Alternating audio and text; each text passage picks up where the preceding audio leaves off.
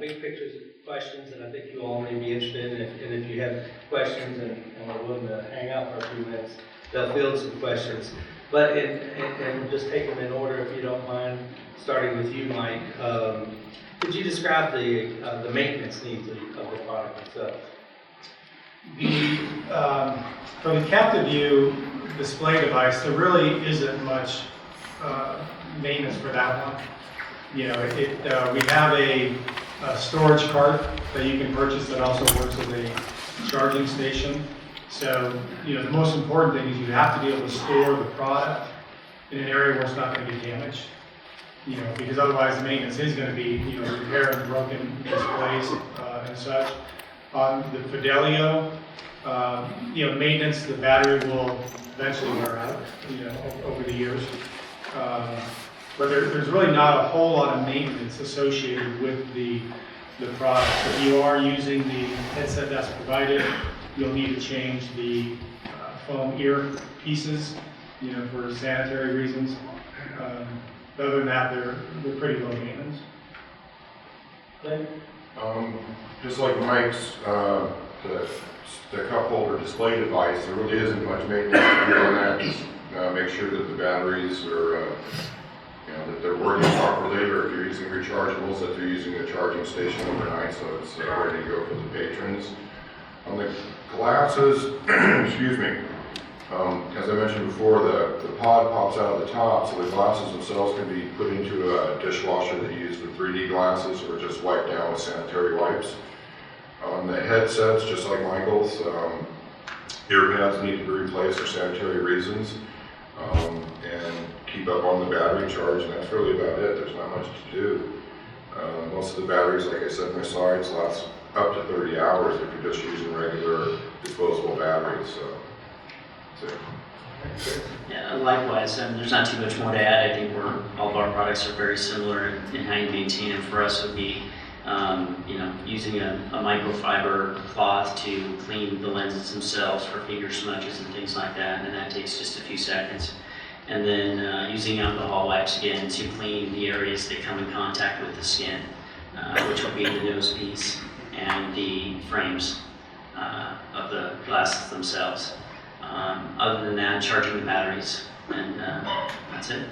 All right, and just one more two-part question. I know these are all first-generation technologies, but to the extent you do know, what is the life expectancy of the technologies, and are you all working on developing improvements to the technology? Well, for us, you know, we've made improvements since the beginning. You know, we've changed some of the hardware. You know, we had to change the switch because the patrons were being a little hard on it. We've made some key software changes, which we got early feedback from exhibition. For instance, on the captive view, as Randy mentioned, with trailers not being captioned, patients think they're missing something. So we actually have 2 customizable messages that you can configure. So it could say, you know, welcome to my theater, captioning will not start until the feature film. You know, this trailer does not have captions. So, you know, we're educating the patron what's going on. So the developments have been ongoing. We have made hardware changes, and you know, and we encourage people to let us know. You know, exhibitors are usually pretty quick to let us know if there's an issue, and we try and address it.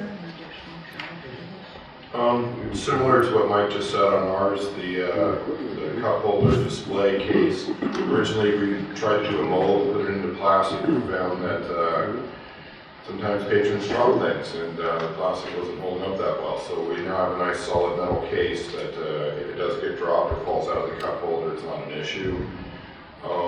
We went from a white display inside there to a green display similar to Sony's and Doremi's, because we found that the patrons came back to us and said, you know, we can see the green easier on theirs than we can see the white on yours, so why are you wearing white letters? So we changed that, so the development is ongoing. The glasses have gone through probably close to a dozen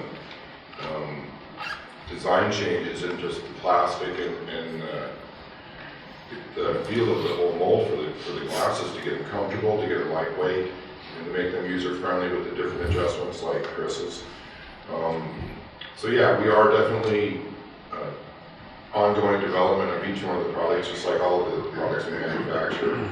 And we do appreciate feedback from people like yourself or your patrons to let us know how to improve in the future.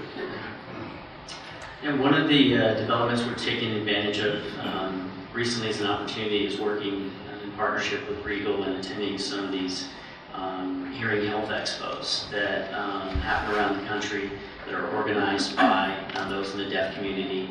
And you get a chance to hear directly from those that are the end user. And they have a lot of ideas and a lot of suggestions on how to make the product better. Generally, like Randy said earlier, there are more good comments than bad. I mean, they absolutely love the product. They love the kind of access it gives to them and how it's opened up a whole new world to them going to the movies that they so much missed out on for a long time. From a other development standpoint, obviously we're constantly looking for feedback and from both the exhibitors and the end users to find out how to continually improve the product.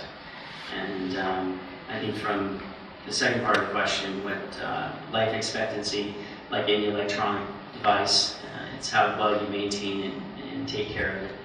And we do try to encourage the use of some small, inexpensive items to make sure that the guests don't drop the product, step on them, things of that nature. Yeah, that's about it. I'm going to add 2 quick tips. With the seat mount devices, I don't take credit for this, and I can't remember which service is doing it, but they actually have attached a Velcro strip to the seat mount itself that wraps around the cup holder and keeps it in place. So that's a real affordable, quick fix to one of their major complaints. It's harken.